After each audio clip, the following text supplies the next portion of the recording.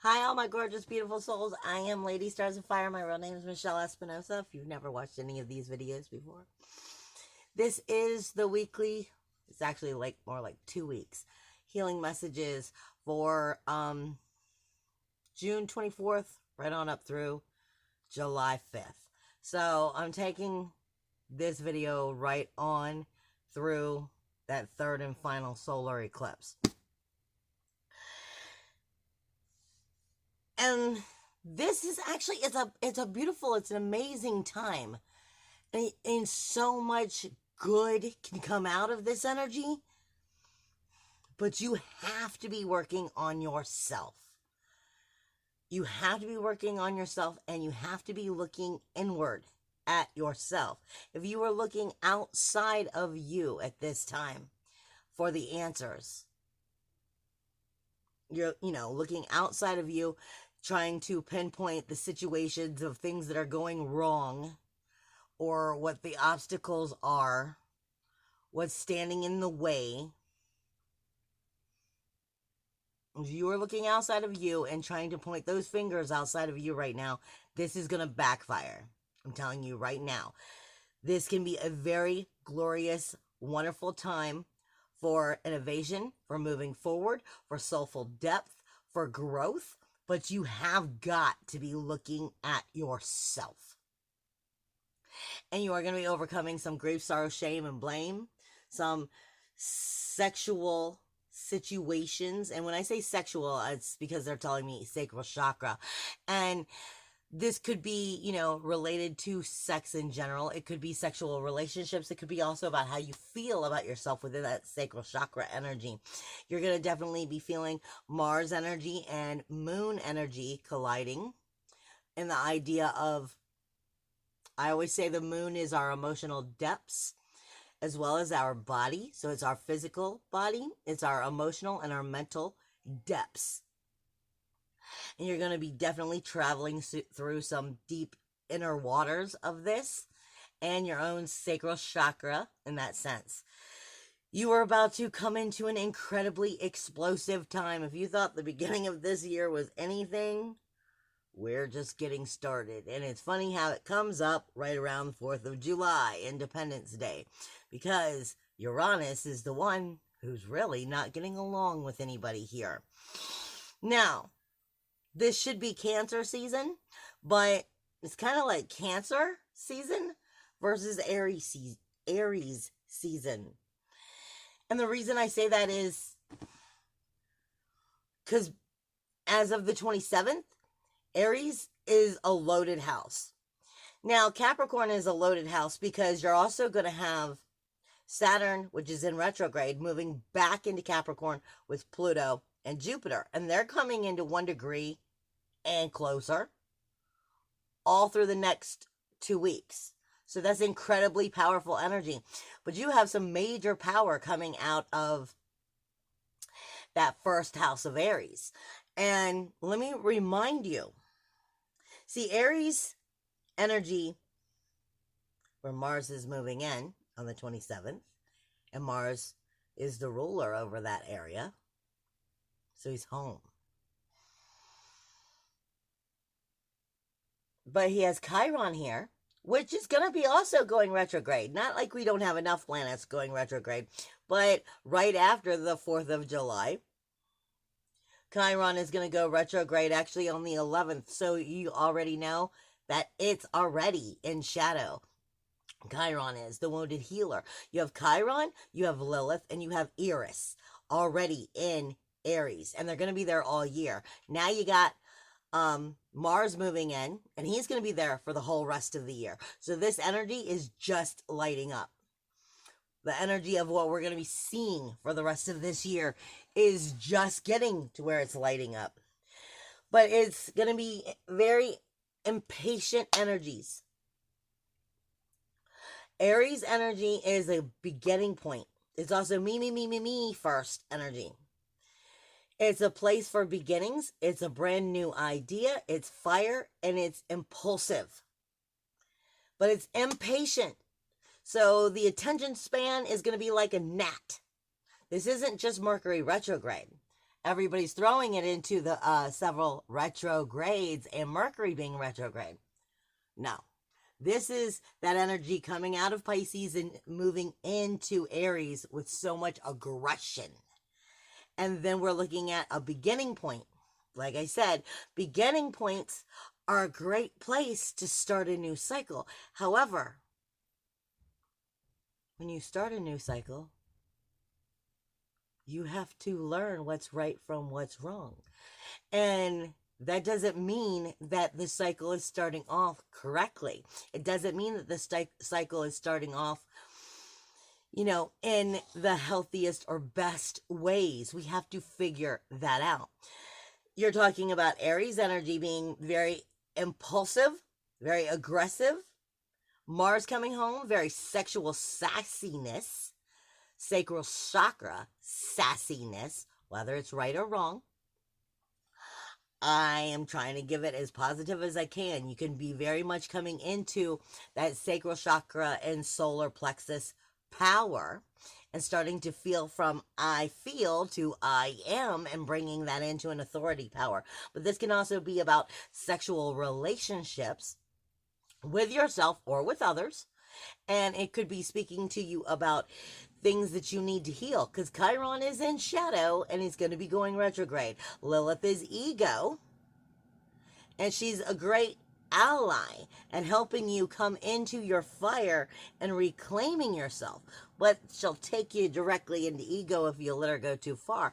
Not to mention at the other end of Aries is Eris, which y'all know I call Medusa. Trouble, toil, strife, and injustice.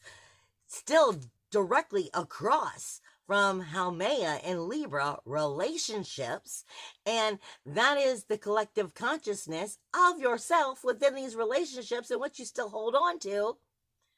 Injustice, trouble, toil, and strife, and pointing fingers outwardly.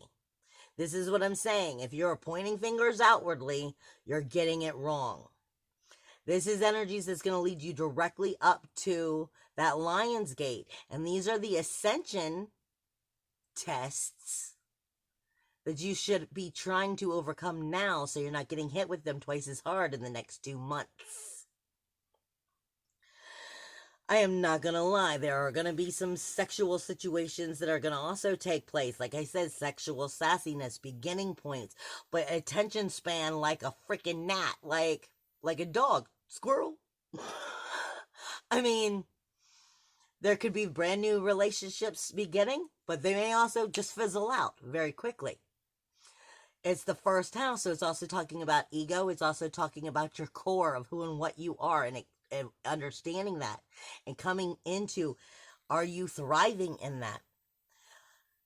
Impatient, because we're dealing with Aries energy. Chiron, the wounded healer. I see Chiron somewhat like Pluto. Pluto is the only planet that doesn't turn inwards when it goes retrograde. It just gets even stronger. And hold on one second. Something was popping up on my phone. And when Chiron is the wounded healer in a very first house of a brand new cycle, trying not to have you go down the same road again, but he has Chiron, like I said, in retrograde. He's stopping looking outward. And now he's going to start picking on you. And that's when you're going to really want to point outward. Plus you have Medusa and Eris. And Medusa, which is Eris. Trouble, toil, strife, injustice. You also have Lilith, backing up who you are, bringing that fire back to yourself, your sacral chakra, your solar plexus. Are you getting them healed? Or are you pointing outwardly? Are you finding who you are? Because this is a very big time also for the word vomit. This is, a lot of people are going to come in and start thinking that they are entitled right now. Just period. Like, I'm entitled to tell you this and to do this and however I want to do. And squirrel. And then often, what the fuck was that about? You're going to see a lot of that, is what I'm trying to get to you. You must focus on you. Saturn is moving back into Capricorn with Jupiter and Pluto, which are, like I said, are coming together into that 1 degree and getting even closer over the next 2 weeks as we approach the eclipse. This is the outer community, higher abundance, knowledge, forcing changes to happen, but they're outwardly. I mean, it's the outer world looking at its own society's idea of what it needs to hold on to. Very controlling energies, trying to hold on to control. Like I said, Uranus is the one thing who's not getting along with this. Independence, individuality, uniqueness, and freedom. He's having trouble with all of these conversations that he's having, helping them to understand each and every one of us, as well as society, what is the best way to be us.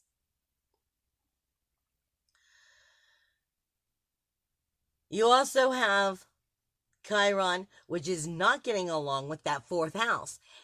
Neither is Mars is not getting along with Rahu. So now, like, I'm back to that Cancer and Aries, Cancer versus Aries month. Chiron, wounded healer, retrograde, starting to look inward, and having to really go, oh crap, what did I miss, and have to fix this. Mars coming closer, bringing passion, action, aggression, fire, sacral chakra energy, and are you wounded or not within that energy? And it's not getting along with Mercury, which is in retrograde in the 4th house, sitting on top of Vesta, and they're both going back towards the sun. No, this is just staying closer to the sun. But Mercury is actually coming back towards the sun. That's the 4th house on a universal level. Cancer season. But the 4th house is the roots of who and what you are. It's also speaking to you about you can't lose this. You can't lose the soul from within unless you accidentally misplaced it.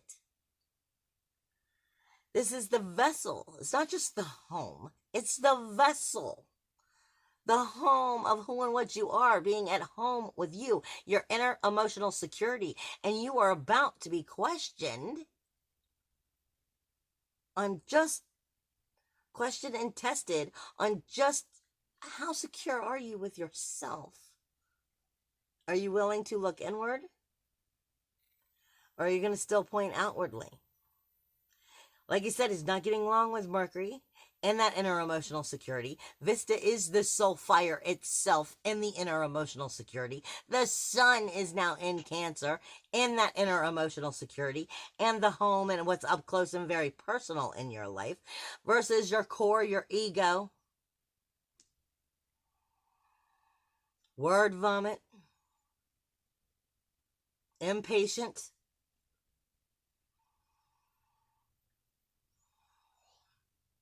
Mars is not getting along with Gemini energy and Rahu, which is the North Node.